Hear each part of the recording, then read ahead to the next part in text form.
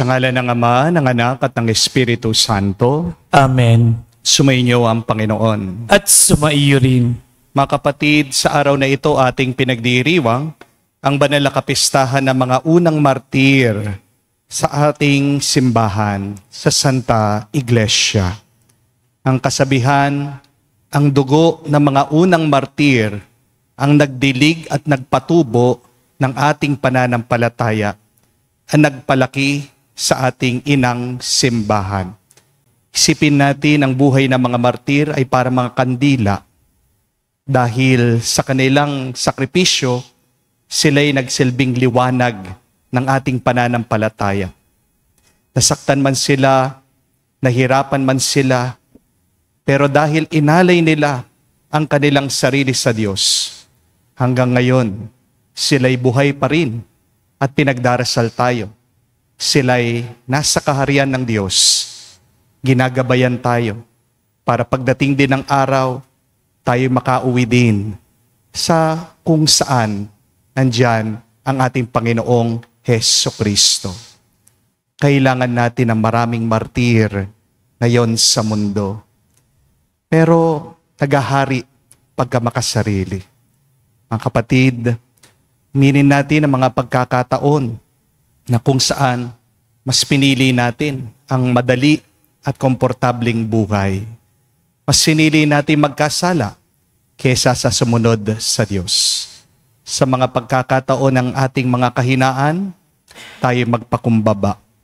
Minin natin ang ating mga pagkukulang para minsan pa tayo ay makitang karapat dapat makatanggap sa mga banal na misteryo. Inaamin ko Sa makapangyarihang Diyos at sa inyo mga kapatid, na lubha akong nagkasala sa isip, sa salita, sa gawa, at sa aking pagkukulang. Kaya isinasamo ko sa mahal na Birheng Maria, sa lahat ng mga anghel at ng mga banal, at sa inyo mga kapatid, na ako'y ipanalangin sa Panginoong ating Diyos. Kaawaan tayo na makapangyarihang Diyos, patawarin tayo sa ating mga kasalanan, at patnubayan tayo sa buhay na walang hanggan. Amen. Panginoon, kaawaan mo kami. Panginoon, kaawaan mo kami. Kristo, kaawaan mo kami. Kristo, kaawaan mo kami. Panginoon, kaawaan mo kami. Panginoon, kaawaan mo kami. Manalangin tayo. Ama naming makapangyarihan, tinalaga mo sa sambayanang Kristiyano ng Roma ang pasimulang masagana sa dumanak na dugo ng mga martir.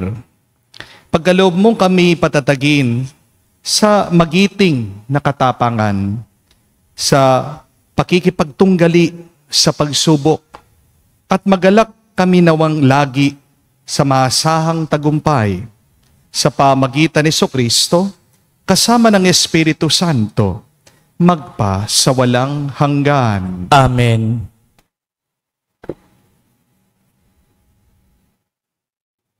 Pagbasa mula sa aklat ng Henesis. Nang umalis ang tatlong lalaki, inihatid sila ni Abraham sa labasan. Umahon sila sa isang dako na natatanaw ang Sodoma. Sinabi ng Panginoon, "Hindi ko dapat ilihim kay Abraham ang aking gagawin. Yamang pinili ko siyang maging ama ng isang makapangyarihang bansa. Lahat ng lahi sa daigdig ay pagpapalain ko sa pamamagitan niya. Pinili ko siya upang ipasunod niya sa kanyang lahi ang aking mga utos sa pamamagitan ng paggawa ng matuwid at pagpapairal ng katarungan. Sa gayoy, matutupad ko ang aking pangako sa kaniya." Kaya't sinabi pa ng Panginoon, "Katakot-takot na ang sumbong sa akin laban sa Sodoma at Gomora, at napakalaki ng kanilang kasalanan. Paroroon ako at aalamin ko kung ito'y totoo." Umalis nga ang mga lalaki at nagpunta sa Sodoma, ngunit nanatili ang Panginoon sa tabi ni Abraham. Itinanong ni Abraham, Lilipulin po ba ninyo ang lahat ng tao, may kasalanan man o wala? Sakaling may 50 matuwid sa lungsod, wawasakin po ba ninyo iyon? Hindi ba ninyo patatawarin ang lungsod dahil sa 50 iyon? Naniniwala akong hindi idaramay ang mabubuti. Hindi nyo gagawin iyon sapagkat kung ganito ang mangyayari, parehong magdurusa ang masama at mabuti. Hindi ito mangyayari, makatarungan ang hukom ng buong daigdig. At tumugon ang Panginoon, hindi ko ipahahamak ang lungsod dahil sa 50 matuwid.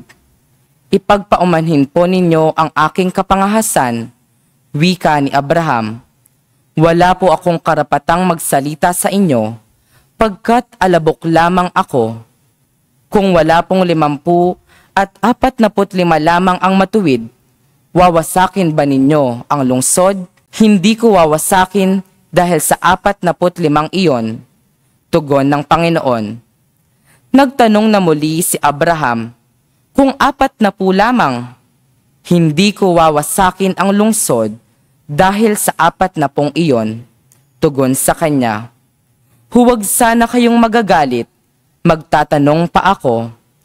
Kung 30 lamang ang taong matuwid doon, hindi rin niyo wawasakin? Sinagot siya, hindi ko wawasakin ang lungsod dahil sa 30 iyon. Sinabi pa ni Abraham, mangangahas po uli ako, kung 20 lamang ang matuwid na naroon, hindi ko pa rin wawasakin ang lungsod dahil sa 20 iyon. Muling tugon sa kanya. Sa katapusay sinabi ni Abraham, ito na po lamang ang itatanong ko, kung 10 lamang ang matuwid na naroon, hindi ko pa rin wawasakin ang lungsod dahil sa 10 iyon. Tugon ng Panginoon. Pagkasabi nito, umalis na siya at umuwi naman si Abraham. Ang salita ng Diyos. Salamat sa Diyos. Ang ating mahabaging Diyos ay nagmamagandang loob. Ang ating mahabaging Diyos ay nagmamagandang loob. Panginooy papuruhin, purihin mo kaluluwa, ang pangalan niyang banal, purihin mo sa tuwina. Ikaw, aking kaluluwa, ang Diyos ay papurihin, at huwag mong lilimutin yaong kaniyang kabutihan. Ang ating mahabaging Diyos ay nagmamagandang loob. Ang lahat kong kasalanay, siya ang nagpapatawad. Ang anumang aking sakit, ginagamot niyang lahat. Sa bingit ng kamatayan, ako ay inililigtas at pinagpapala ako sa pag-imig niya't habag. Ang ating mahabaging Diyos ay nagmamagandang loob. Kay ganda ng kalooban, mahabagin itong Diyos. Kung magalit ay banayad, kung umibig na may lubos. Banayad nga kung magalit, hindi siya nagtatanim. Yaong taglay niyang galit, hindi niya kinikimkim. Ang ating mahabaging Diyos ay nagmamagandang loob. Kung siya ay magparusa, di katumbas ng pagsuway. Di na tayo sinisingil sa nagawang kasalanan. Ang agwat ng lupa't langit, sukatin may hindi kaya, gayon ang pag-ibig ng Diyos sa may takot sa Kanya. Ang ating mahabaging Diyos ay nagmamagandang loob.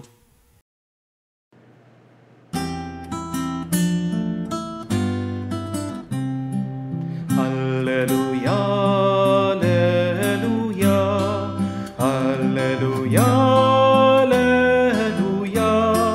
alleluia, alleluia, alleluia, alleluia, alleluia, alleluia, alleluia, alleluia. Dinggin ninyong lahat ngayon ang tinig ng Panginoon sa loob na mahinahon. Alleluia, alleluia. Sumainyo ang Panginoon. At sumaiyo rin. Ang mabuting balita ng Panginoon ayon kay San Mateo. Papuri sa iyo, Panginoon. Nung panong yun, nang makita ni Jesus ang makapal na tao sa kanyang paligid, inutos niya sa mga kasama na maghandang tumawid sa ibayo. Nilapitan siya ng isang eskriba at sinabi sa kanya, "Guro, susunod po ako sa inyo saan man kayo pumaroon." Sumagot si Jesus, "May mga lungga ang mga asong gubat at may mga pugad ang mga ibon. Ngunit ang anak ng tao, wala man lamang matutulugan o mapagpapahingahan." Isa naman sa mga alagad ang nagsabi sa kanya, "Panginoon, maaari po bang umuwi muna ako upang ipalibing ang aking ama?" Ngunit sinabi sa kanya ni Jesus, "Sumunod ka sa akin at ipaubaya mo sa mga patay ang paglilibing ng kanilang mga patay." Mga kapatid, ang mabuting balita ng ating Panginoon. Pinupuri ka namin, Panginoong Heso Kristo. Magandang araw po muli sa inyong lahat. Magandang araw din po. May tatlong bagay na hindi dapat natin susundan kung gusto nating maging malusog, masaya, at mapalad. 3 things that we should never ever follow if we want to be happy, healthy, and holy. Hindi naman po kasi lahat dapat natin sundan. Kasi hindi naman lahat dito sa mundo ay nakakabuti sa'yo. Amen? Aminin natin, marami tayong minsan sinusundan pero nakakasama naman sa atin. Hindi rin naman po maganda na sundan mo ang lahat.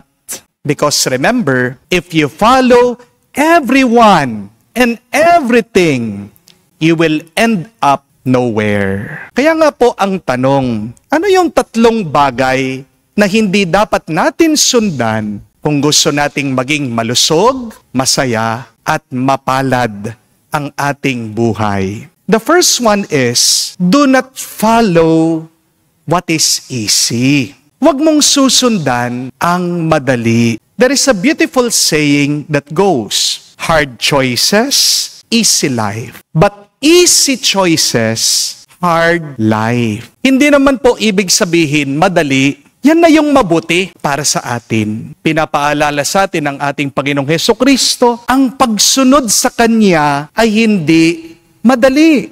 Ni kailanman hindi pinangako ni Jesus na pag sumunod tayo sa Kanya ay magiging madali na ang ating buhay. Yan ang Kanyang pinapahayag sa ating mabuting balita. Jesus said, "Foxes have holes, birds of the air have nests, but the Son of Man does not have anywhere to lay his head." Madalas ang pagsunod sa Diyos ay puno ng pagsubok at paghihirap. Di po ba? Ako po, patotoo ako dyan. Kasi pagpasok ko pa lang po sa seminaryo, nung nagpapari pa lang ako, nawalan na po ng trabaho ang tatay ko. Nagkabaon-baon kami sa utang. At isipin niyo po, 12 years na akong pare, binabayaran ko pa yung mga utang namin dahil kailangan po kaming umutang para lang matapos kami sa pag-aaral ng kapatid ko. Pero kahit na mahirap ang pagsunod sa Diyos, marami naman itong grasya at bendisyon. Amen? Kahit na mabigat minsan ang sumunod sa Diyos, alam ng puso natin, ito ang tama at mabuti. Sabi nga po, narinig ko yung isang nagsaserve dito sa parokya, "Father, ang hirap naglilingkod sa Diyos. Ginagawa ko na nga ang tama. Yung ibang tao sinisiraan pa ako.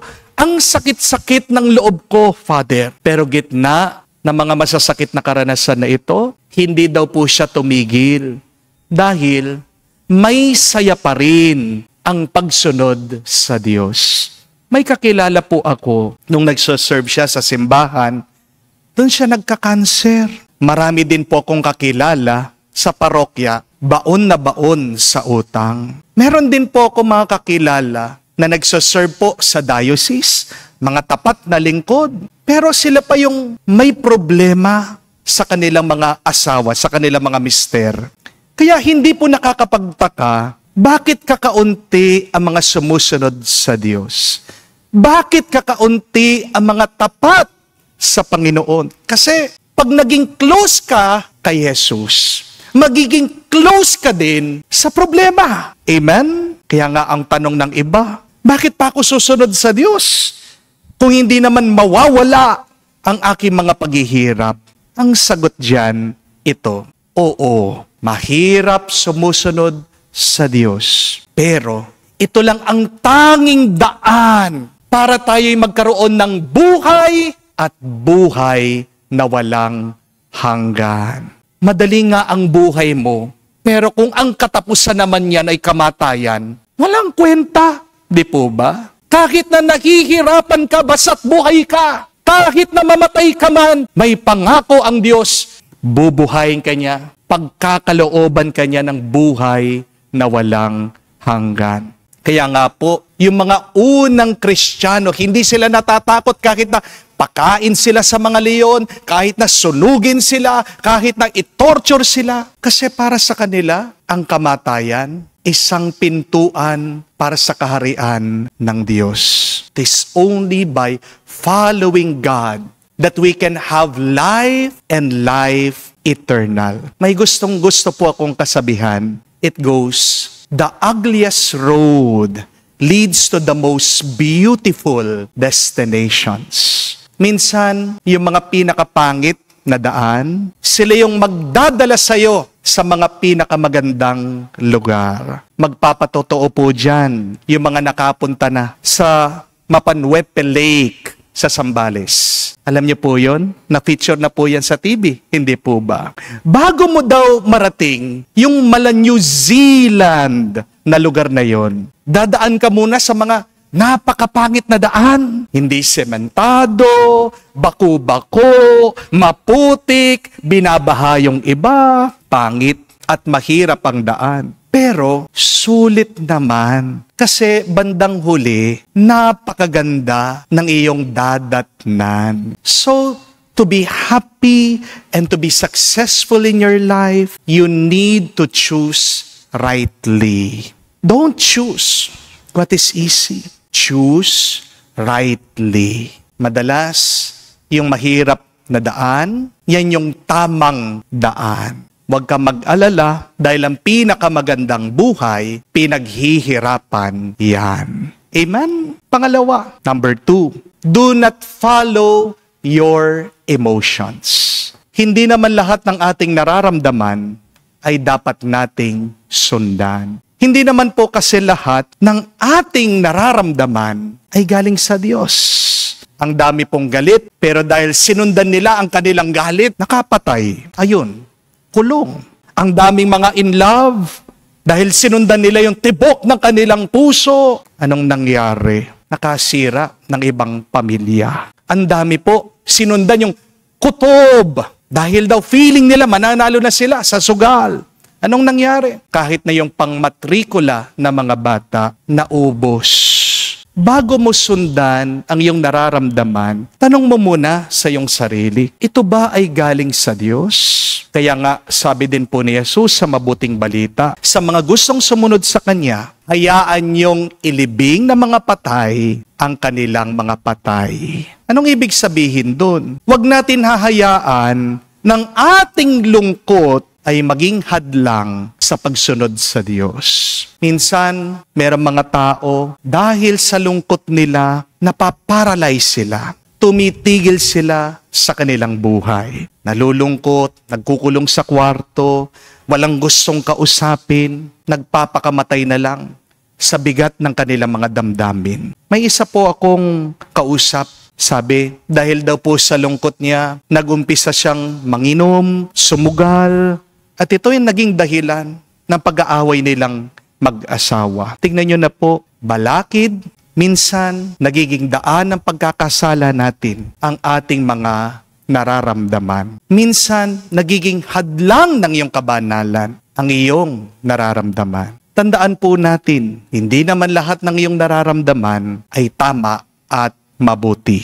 Amen? Kapag sobrang saya din po ng isang tao, minsan, yan din na nagiging dahilan para makalimutan niya ang Diyos. Opo, kapatid, tanggapin mo, yakapin mo, kilalanin mo yung iyong nararamdaman. Pero, huwag kang magpapakontrol dyan. Huwag sanang maging hadlang ang iyong feelings sa pagsunod kay Kristo. So remember this, follow God's will, not your feelings. Follow God first before your emotions. Third and last, do not follow your past. Huwag mong susundan ang iyong nakalipas. Sabi din po ni Jesus sa mabuting balita, no one who puts his hand on the plow and looks back is not fit for the service of the kingdom of God. Ang ibig po sabihin talaga ni Kristo dito, kapag nag-umpisa ka na sa pagsunod sa Diyos, huwag ka nang palingon-lingon sa nakalipas. Isang dahilan din yan. Bakit perong away at hidwaan ang mga mag-asawa? Hindi nila makalimutan yung kasalanan ng bawat isa na ginawa nung nakaraan pa. Merong mga iba na mag-asawa, ginagawa nilang piggy bank ang kanilang mga puso. Ang tinatago po, sakit ng loob, yan ang kanilang iniipon. Remember, my dear friends, that every day we become a new creation through God's grace. Hindi na ikaw yung kahapon. Dahil yung kahapon, tapos na. Lumipas na. Pag nagising ka ngayon, bagong araw, bagong pagkakataon, bagong pagkatao na yan. Hindi na ikaw yung kahapon. If you go back to the past, it should only serve you as a lesson. Huwag ka mabubuhay sa nakalipas, kapatid. Dahil ang nakaraan ay para sa mga patay na. Hindi ka naman multo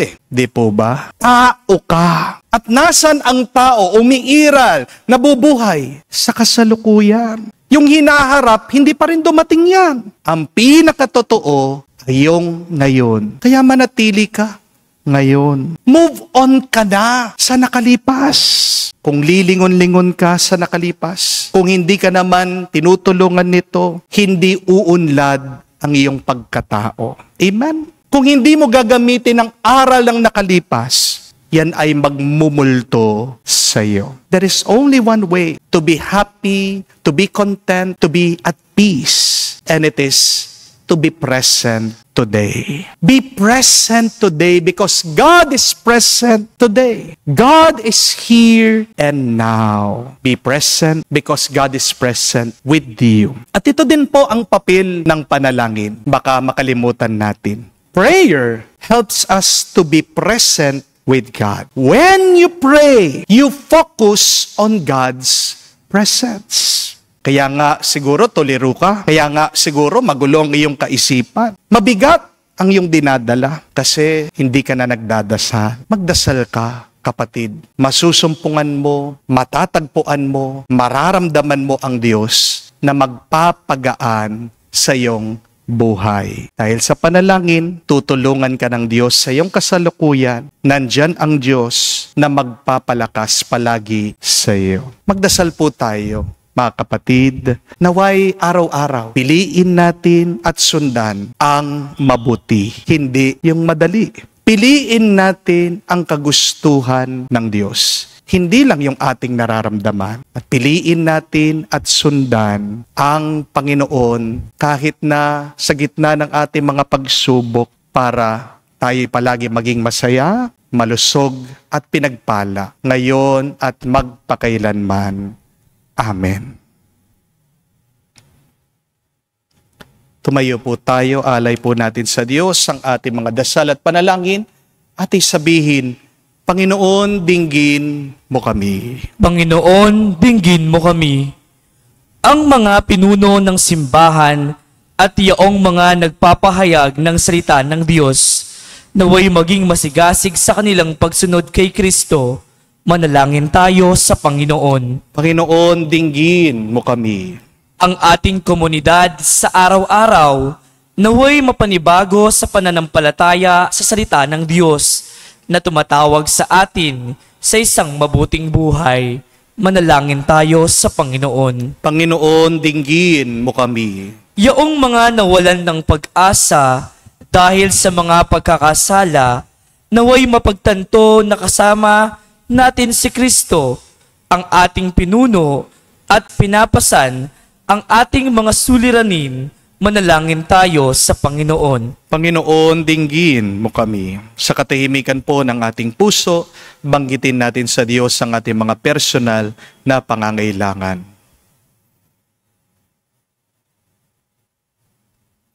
Diyos Ama, sa aming pagnanais na sumunod sa yapak ng iyong anak, gawin mo kaming iisa sa isip at puso sa pamagitan ni Kristo, aming Panginoon. Amen.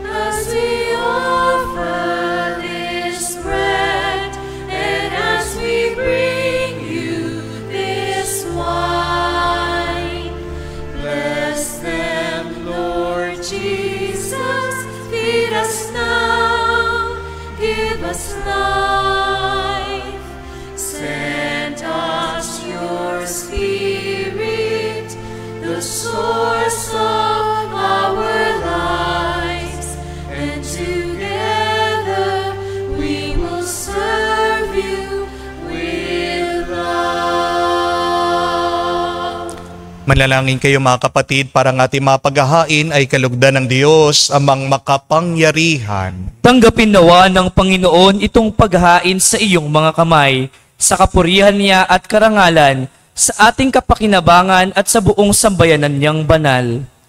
Ama naming lumikha, tanggapin mo mga alay na aming inihahain. Ngayon ginugunita namin ang mga banal na martir at ipagkaloob mo aming sambahin ang ngalan mo na may katatagan sa pamagitan ni Jesucristo kasama ng Espiritu Santo magpa sa walang hanggan. Amen.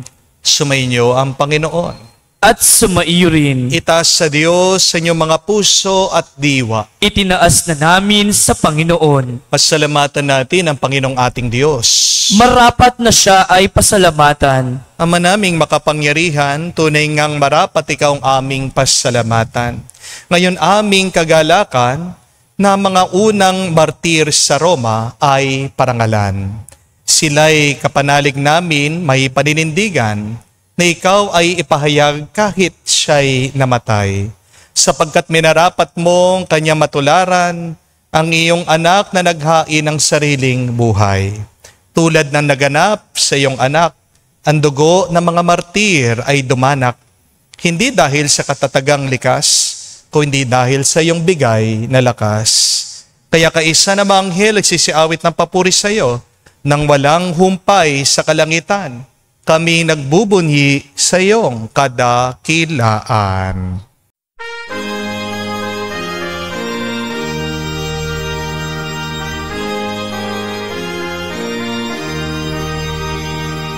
Santo, Santo, Santo, Panginoong Diyos ng mga hukbo, napupuno ang langit at lupa ng kadakilaan mo.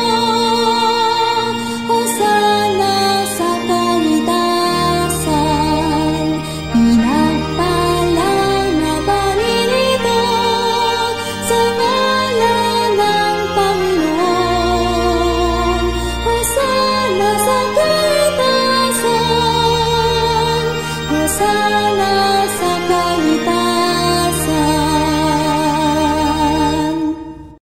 Ama naming banal, ikaw ang bukal ng tanang kabanalan.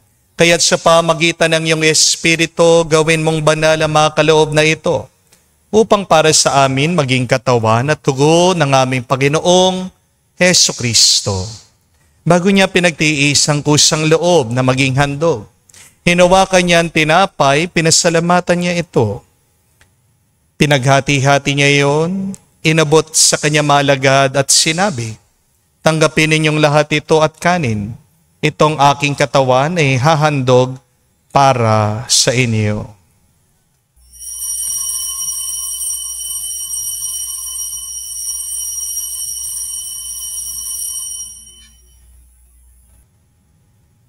Gayon din naman na matapos ang hapunan, hinawakan niyang kalis. Muli kanyang pinasalamatan. Inabot niyang kalis sa kanya malagad at sinabi, "Tanggapin ninyong lahat ito at inumin. Itong kalis ng aking dugo. Nang bago at walang hanggan tipan, ang aking dugo na ibubuhos para sa inyo at para sa lahat, sa ipagpapatawad ng mga kasalanan. Gawin ninyo ito sa pag-alaala sa akin."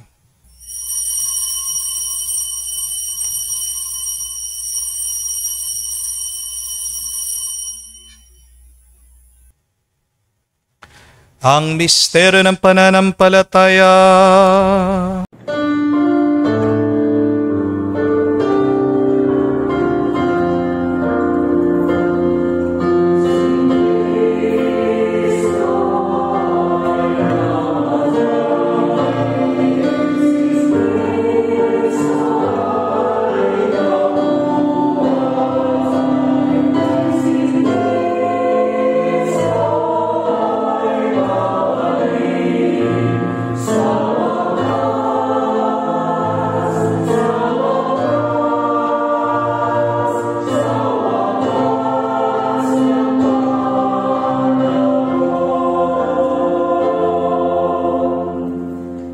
Ama, ginagawa namin ngayon ang pag-alaala sa pagkamatay muling pagkabuhay ng iyong anak. Kaya tinialay namin sa iyo ang tinapay nagbibigay buhay at ang kalis na nagkakaloob ng kaligtasan. Kami nagpapasalamat dahil kami yung minarapat na tumayo sa harap mo para maglingkod sa iyo. Sinasamo namin kami magsalo-salo sa katawan at dugo ni Kristo ay mabuklod sa pagkakaisa sa pamagitan ng Espiritu Santo. Amalingapin mong iyong simbahan, laganap sa buong daigdig. Puspusin mo kami sa pag-ibig. Kaisa ni Leon ang aming Santo Papa, si Florentino aming Arsobispo at ng Tanang Kaparian. Alalahanin mo rin ang aming mga kapatid na nahimlay may pag-asang sila'y muling mabubuhay. Gayon din naman lahat ng mga pumanaw. Kawan mo't sila't patuloyin sa iyong kaliwanagan. Kawan mo't pagindapatin kaming lahat na makasalo sa iyong buhay na walang wakas. Kaisa na mahal na Birhen Maria, Ina ng Diyos. Kaisa ni San Jose, ang kanyang maluwalhating esposo. Kaisa na mga apostol, lahat ng mga banal, ang mga unang martir sa Roma na namuhay dito sa daigdig na kalugod-lugod sa iyo. May pagdiwang nawa namin ang pagpupuri sa kararangal mo sa pamagitan ng iyong anak kaming Panginoong Heso Kristo. Sa pamamagitan ni Kristo, kasama niya at sa Kanya, ang lahat ng parangal at papuri ay sa iyo, Diyos Ama, makapangyarihan, kasama ng Espiritu Santo, magpasawalang hanggan. Amen, amen, amen. Sa nakakagaling na utos sa turo ni Jesus sa Panginoon natin at Diyos, ipahayag natin ang lakas loob.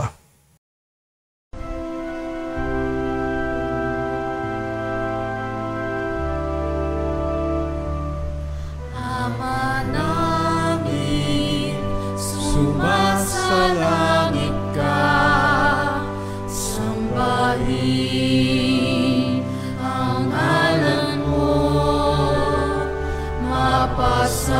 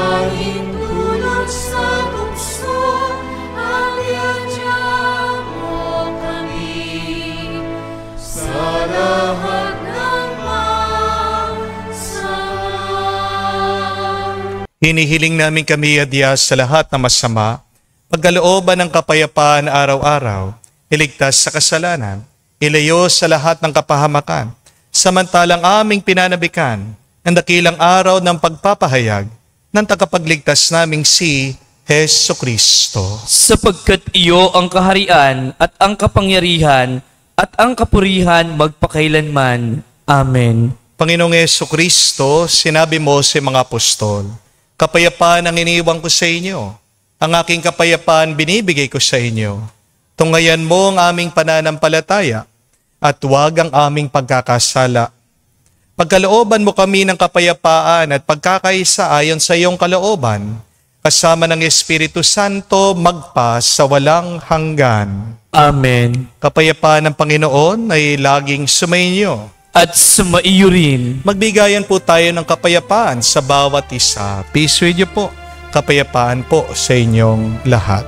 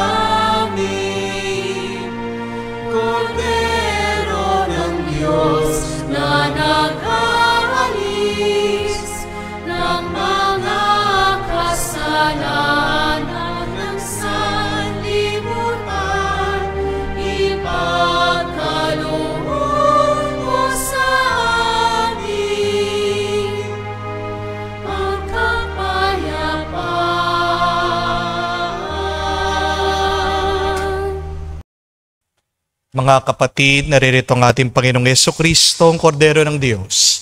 Siya nag-aalis sa mga kasalanan ng sanlibutan.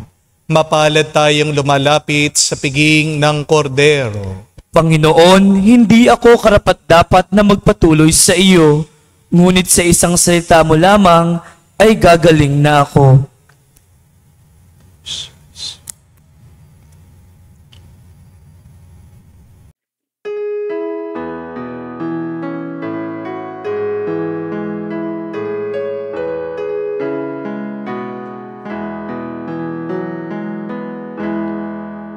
Tinanggap ko ang buhay na Diyos, puso ko ay nakalahad. Tinanggap ko ang buhay na Diyos, puso ko ay natubuan. Tinapay siya ng buhay, hinati at binigay para mambigay buhay. Huwag mangamba kailanman. Tinanggap ko buhay na Diyos, puso ko ay nagalak. Tinanggap ko buhay na Diyos, puso ko ay natuwa.